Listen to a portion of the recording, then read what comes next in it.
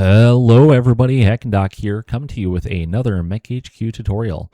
In today's video, we are going to be discussing resupplies. Resupplies are utilized as a part of StratCon in order to provide you with some materials on mission. Now, these were originally introduced when StratCon was originally reintroduced because there were a lot of mission types or contract types where you cannot be resupplied at all, and they have stayed in the game even with resupply or being able to purchase parts still being allowed in a lot of different contracts, because they do provide a means for you to instantly get some materials that might be needed. So let's go ahead and jump on over into our game and take a look at a few different things. Now, the first thing to know is that when you're on contract, resupplies are going to happen on the second day of the month. So on the first day of the month, that's when the morale roll is going to be taking place. That's when you're going to have your turnover roll, and a couple of other things are going to happen there as well. The morale roll is the one that really plays into things, and you're going to see why here in just a second. But before we do that, it would be a good idea for us to go through what is needed for you to be able to have your own resupplies. Because when you're resupplied, you're going to have the option of using the employer's resupply or utilizing your own convoy to resupply your forces. You will always get a significantly larger amount of resupply or larger amount of equipment whenever you use your own convoy versus when you utilize the employer's convoy. So the first thing that we need to do is we need to go to our TONE, or our Table of Organization and Equipment. You will need a specific unit, whether this is a lance company, however you decide to denote it, which is dedicated to resupply or convoy operations. This unit will need to be selected as a force type for convoy. The way that you do this is you right-click on the force, go down to Change Force Type, and select Make Convoy Force. You will know that this is a convoy force if on the right side of where the text is, you will see the railroad tracks. It almost looks like a edit symbol for capitalize. And that denotes this is a convoy force. Inside of our convoy force, you can see that we have 4 flatbed trucks. This is the default for any new company that is generated utilizing the company generator and StratCon. These are all the units that will be utilized for any kind of convoy operations. Now, it's important to know that there are times where you might need additional tonnage or something along those lines. And sometimes you'll need a lot, sometimes you'll need a little. It is possible, and I'm going to shoot over to another game.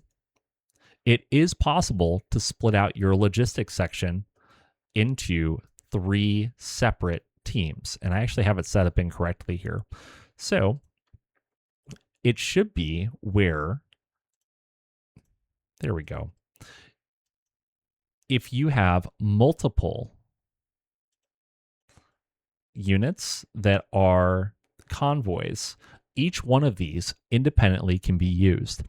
And if you do not need all of the tonnage that is available for transport or cargo, it will select the first unit that is available.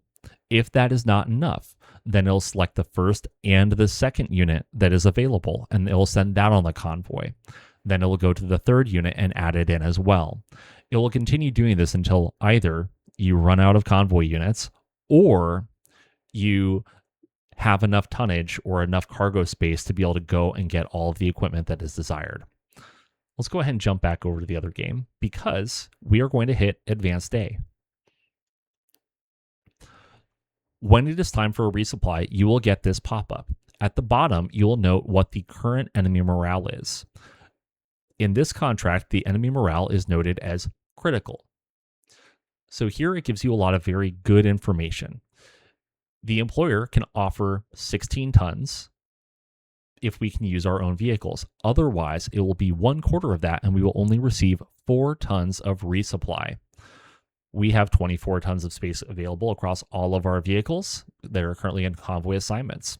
So you can either decline the resupply, in which case it terminates this line of questions. You can use the units convoy, which is your own convoy, or the employer's convoy. In this case, we're going to say use the unit's convoy.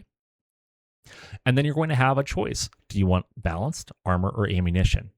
If you are running super short on ammunition, like for instance, you forgot to buy any AC ammo before you went on this contract, and you are suddenly realizing that all of your riflemen are very unhappy because they have no AC5 ammo or AC10 ammo, whichever rifleman you have, then you may want to select the ammunition in order to increase the potential for you getting the appropriate AC ammo or whatever ammunition you're missing. If you're on a mission and you are burning through armor faster than you can even possibly get it in, you might want to select armor. But if you're not critically short on either one of these, it can be very beneficial to select balanced, which is what we are going to do in this case. There, it is going to give you a list of all of the equipment that you will be getting.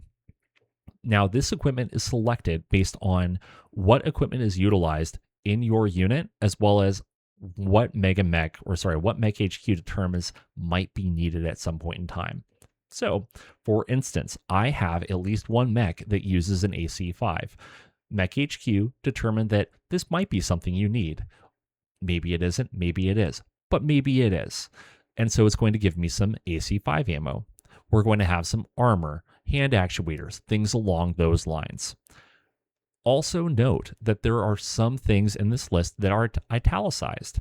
Anything that is in italics is for roleplay purposes only. So the 48-hour ration packs that we are getting 920 of, neat, nifty. I'm sure that my people will be less hungry. They don't matter. Anything that is not in italics is something that can actually be utilized. Now, up at the top, you'll notice something interesting. This resupply costs 136,575 C-bills. The value of these supplies is 273,150 C-bills. Why don't they equal? This is determined by the enemy's current morale state. The worse the enemy's morale, the better deal you get. So if the enemy's morale is dominating, it will cost a lot more for you to be resupplied because it is much more dangerous to go through territory with a dominating enemy than it is to go through territory on an enemy that is withdrawing or crippled, whatever the case might be. Now, some examples of this would be, we can see here a good morale example. A bad morale example would be like this one, where you can see this resupply will cost 3 million C-bills, but the value of the supplies is 2 million C-bills. This is a resupply that, unless you really need something that's there, you might want to refuse it. And you don't necessarily run into problems if you refuse it. It's just something where you need to keep it in mind. So we'll go ahead and say accept. Once your supplies arrives, you'll get a note that says the convoy has arrived and supplies have been distributed. There can be some times where you get a note down here that says, despite their best efforts, your personnel could not load X, Y, or Z. That just means that you did not have enough space on your convoy to fit those objects. It is also possible for your convoy to roll badly and for them to become intercepted, which might generate a new scenario of convoy interception, where your convoy is essentially lost and alone and you have to go rescue them. And they are starting in the middle of a map or potentially on the far side of a map, and they have to run away. And you might need to reinforce it with some other units. The likelihood of your convoy being intercepted increases fairly dramatically if the weight of the convoy is greater than 200 tons. So for this reason, oftentimes it would behoove you to try to keep the total tonnage of your convoy below 200 tons in order to reduce the likelihood of them being intercepted or attacked. If they do get intercepted or attacked, then like I said, it will generate a scenario where you can reinforce and attempt to save those units. If you do save those units, you still get the resupply. If some of the units are destroyed, you will lose some of the resupply equipment that you would otherwise have obtained. If you lose all of the units, you don't get resupplied at all, and you lost a whole bunch of units and personnel. Well, that is pretty much everything for resupply operations within MekHQ for version 50.11. I hope that you found this video useful. If you did, please give it a thumbs up. If you've been finding all the videos useful and you've been enjoying this content, please hit that subscribe button, maybe hit that little bell right next to it. If you didn't enjoy the video or you found something that was really wrong with it, please leave me a comment down below. I'd really like to know about it. If there are any updates to this information in this video, you'll find it in the first comment of the video comments. And if you're watching this video on the day where it came out, then hop on over to twitch.tv/heckandoc at 8 p.m. Central tonight and join us for another episode of the Billion Brigade, where you can see some live action of MekHQ and MegaMek for a few hours tonight. Well, until next time, take care and happy hunting.